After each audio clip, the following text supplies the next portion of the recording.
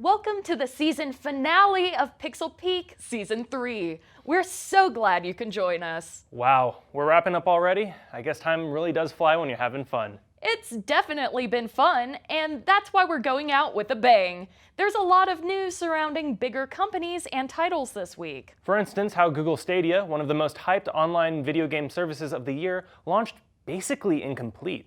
Or how Red Dead Redemption 2 launched on PC with frame stuttering, game crashing, and other crucial playability issues. Yeah, launches have been rough this week, but BIOWARE has been struggling with Anthem, a game that was released for over 9 months now. We'll definitely cover what exactly their plans are for their latest IP. After that, our game reviewer Bianca Bortoluzzi will be reviewing Oninaki, a recent JRPG that was announced at this year's E3 conference. And to close out the Season 3 finale, we're having a chat with our Xbox analyst, Bobby Padgett, who got his hands on the XCloud beta. And the more that time goes on, the more cloud gaming looks like the future for experiencing video games. Well, we have a season to wrap up, so let's get started. I'm Kristen Lawrence. And I'm Laird Davis, and we hope you enjoy your stay here on Pixel Peak.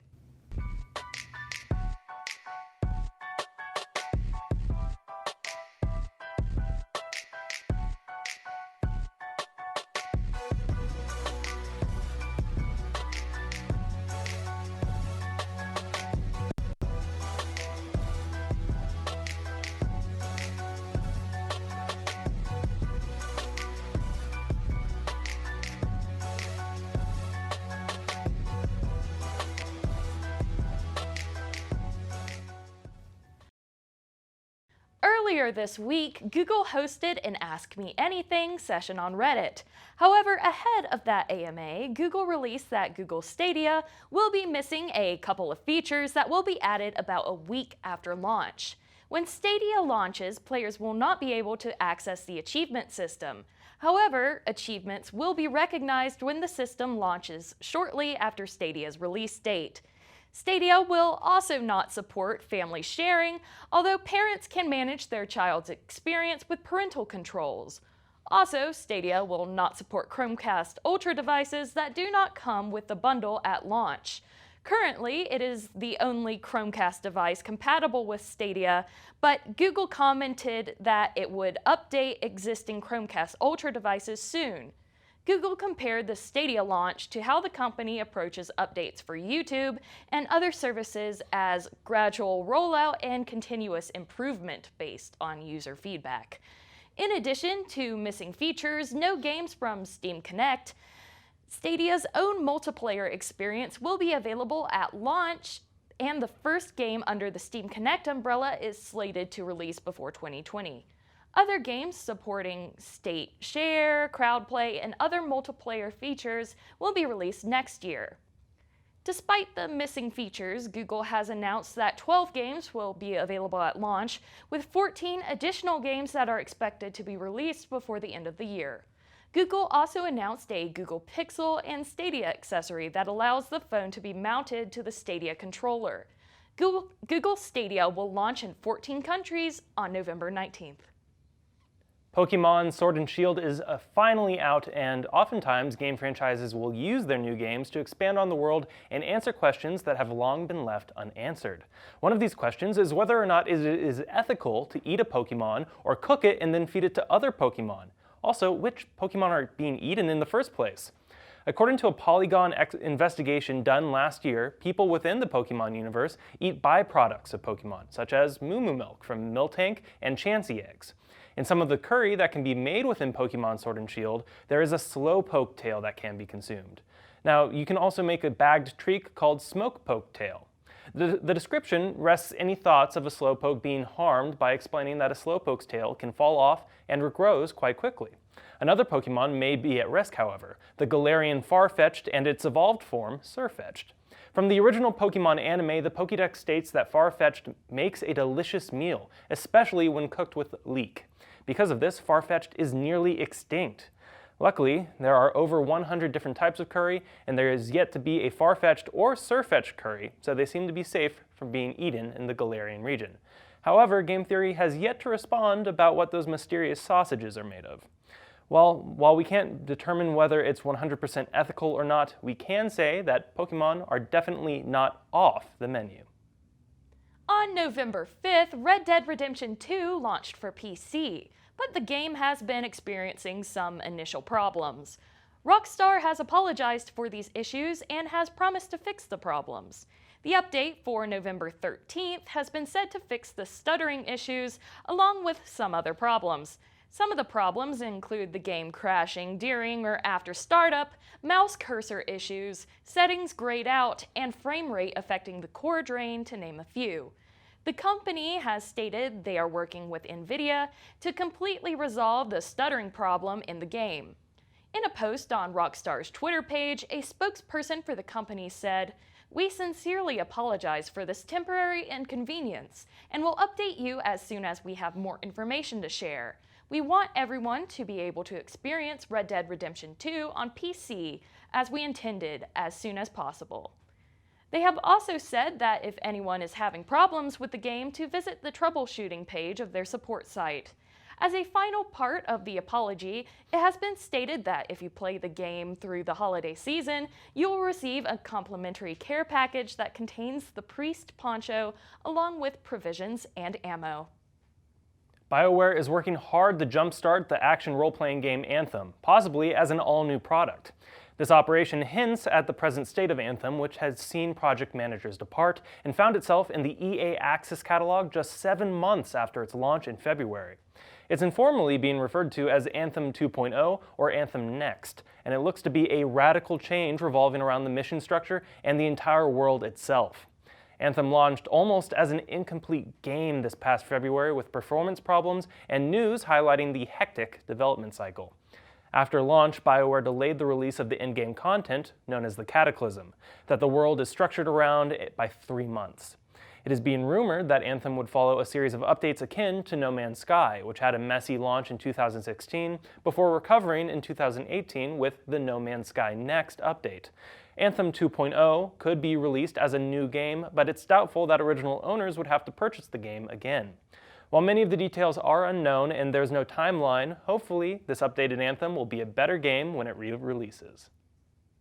Life is Strange developers Don't Nod recently announced their next project. Tell Me Why. The new IP is a narratively focused mystery adventure game.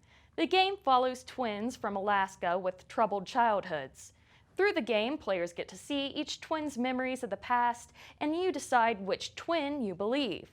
The game is slated to be released in the summer of 2020 on Xbox One, Xbox Game Pass, and Windows, with a specific release schedule to be announced closer to the launch. This is unlike previous episodic games where the fans didn't have a set schedule for each episode. A major thing about the game that is really getting people's attention is that it is the first game from a major studio to have a playable character that is transgender. Don't Nod worked with LGBT advocacy group GLAAD to bring the main character, Tyler, to life. Tyler is a fully realized, endearing character whose story is not reduced to simplistic trans tropes, says Nick Adams, director of transgender media representation at GLAAD. Tyler will also be voiced by August Black, who is a trans actor. The use of a trans actor for the role is not only for the English dub of the game, but for other languages as well, giving the game a strong representative performance no matter where in the world you might play the game. Bungie Foundation, the official developer charity of Bungie, the developer behind Destiny 2, raised $1.6 million for children in hospitals throughout the United States and Canada.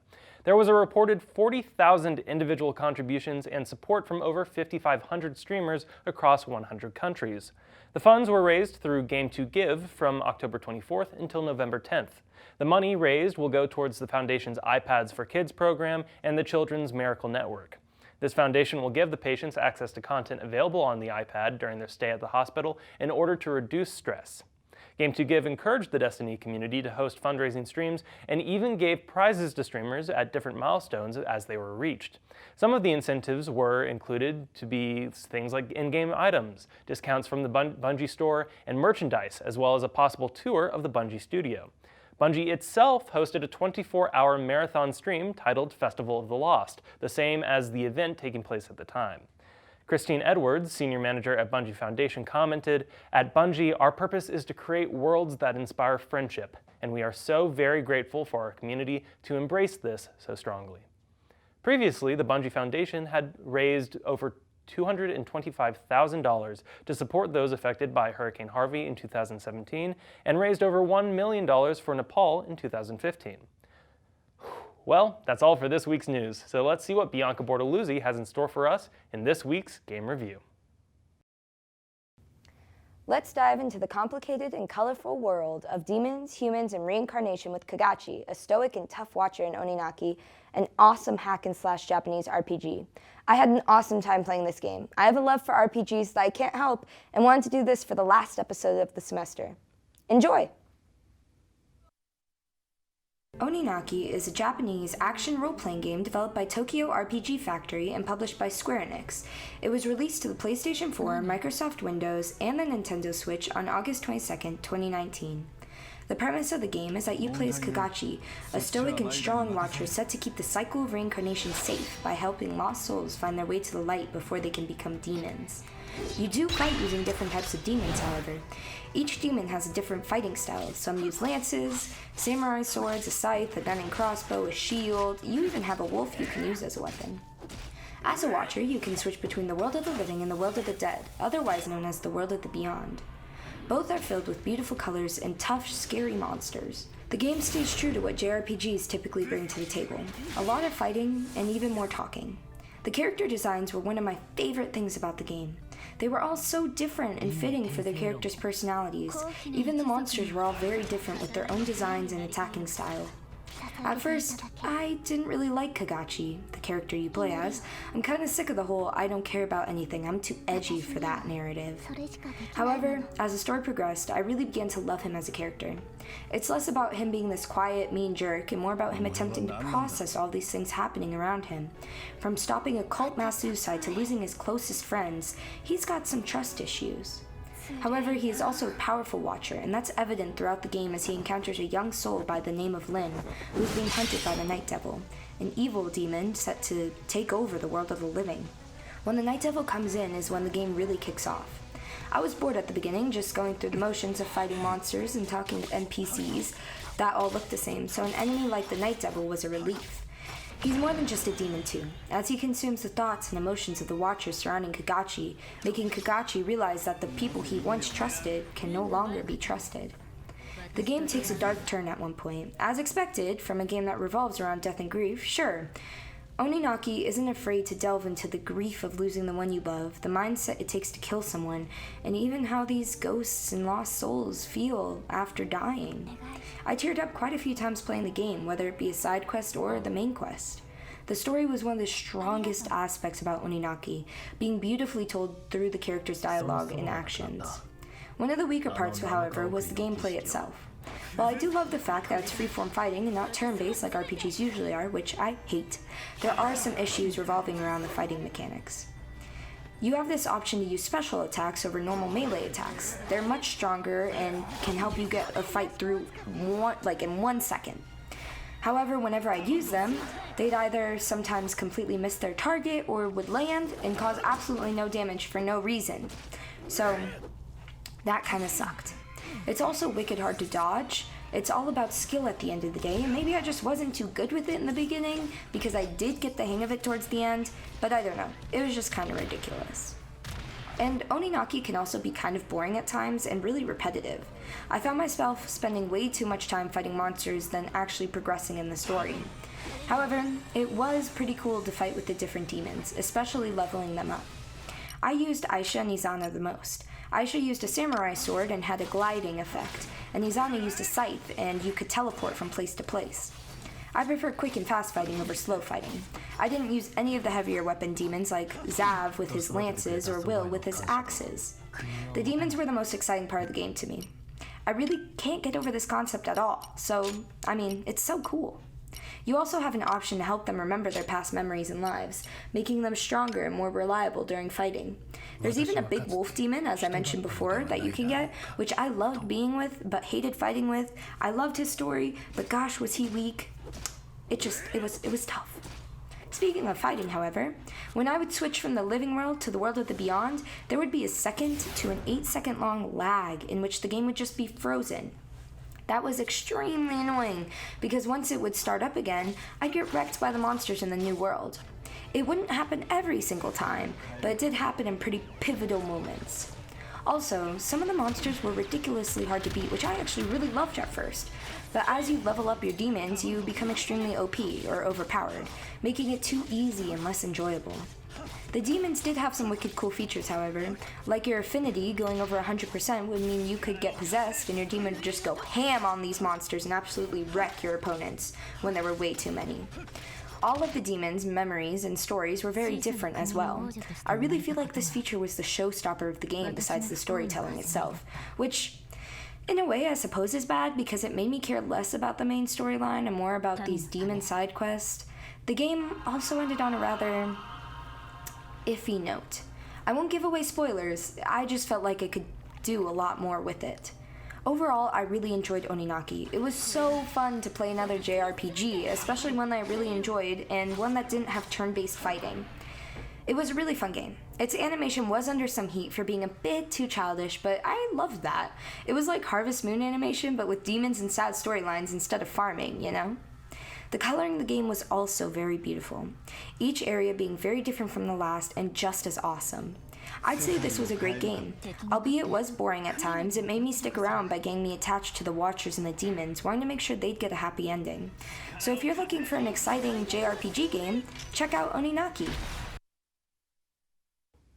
Despite its childlike animation, which I personally adored, and a few blunders here and there, Oninaki was a fun, colorful, and unique RPG game that wasn't afraid to talk about heavy and sad situations, and that's why I rate this game a great game. I'll see you all next semester. And now, on to the analysis with our host, Sydney Thompson. It's the last show of the season, and to wrap up this semester's season, we wanted to begin to look forward to the next year of gaming. Here to talk about Xbox and the big announcements they have for the new year at X 2019 is Xbox analyst Bobby Padgett. Thank you for being here. I'm glad to be here.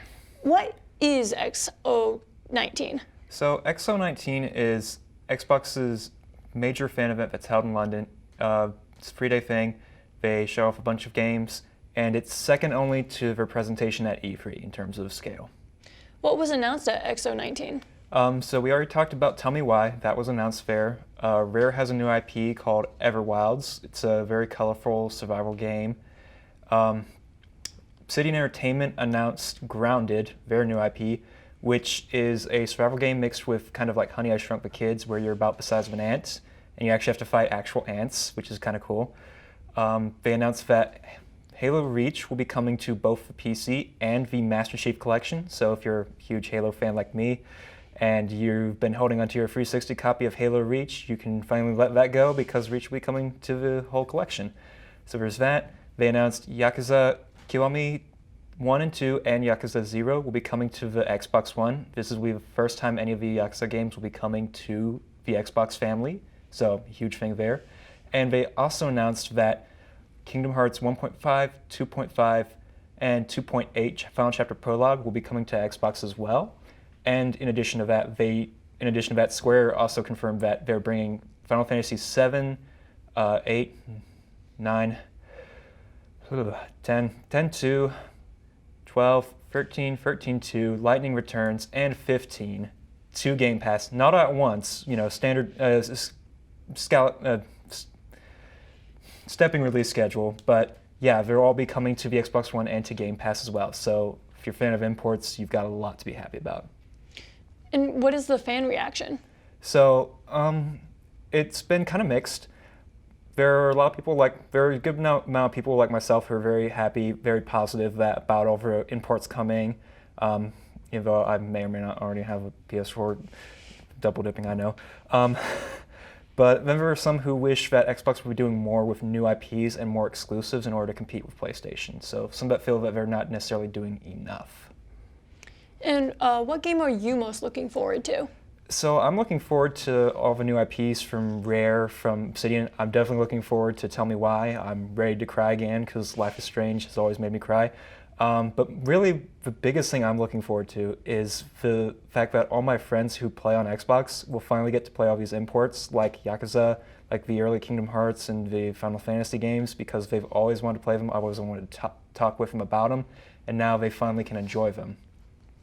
And you recently received the beta of XCloud. What have been your experiences with that? So XCloud, it's been pretty interesting. Basically, unlike a console streaming, you don't need to be in the vicinity of your console. It just is all cloud-based. I played it on a 5G Wi-Fi network in my apartment near my Xbox just because I wanted to test it at its fullest potential. And it ran a lot better than I thought a cloud gaming service would. And what games have you been playing on XCloud? So I've mainly stuck with two. I started with Borderlands 2 to test. One of the big things that Phil Spencer said is that you can basically have this pick up and play, where if, say, you play a game on your Xbox One, you want to play it on xCloud, your save games will transfer over, which mine did on Borderlands. I had like 4 different characters in 2 playthroughs. They all carried over, which was great. And then the other one I played was Devil May Cry 5, because I wanted to test the system to its limits with frame rate and graphics. And I figured frenetic action game with magic combos would definitely help with that. And it ran very smoothly. And what have been your first impressions? So, like I said, with Devil May Cry, it ran very smoothly. There were no frame drops, which I was impressed by. With Borderlands, it ran about the same as well. Very no frames dropping, good graphics. Devil May Cry looked amazing. There are only a couple gripes I have, which were, number one, my controller kept disconnecting from my phone, which I know that they announced that they'll be adding DualShock 4 support, which when that happens, I may switch to the DualShock 4 just because I like the Bluetooth connection. It's a lot, in my experience, it's been a lot steadier. And the other thing is that I play with subtitles. Playing a game with subtitles on a small smartphone is not ideal. So if you're like me and you do like to play with subtitles, play on a tablet. But other than that, it's amazing. All right, thank you so much. That's all for this week's analysis. Now back over to Laird and Kristen to wrap up this week's show. And that's all for Season 3, right? Well, we still have a special holiday episode coming up before the year wraps up. After all, it's a tradition for Pixel Peak to be as festive as possible.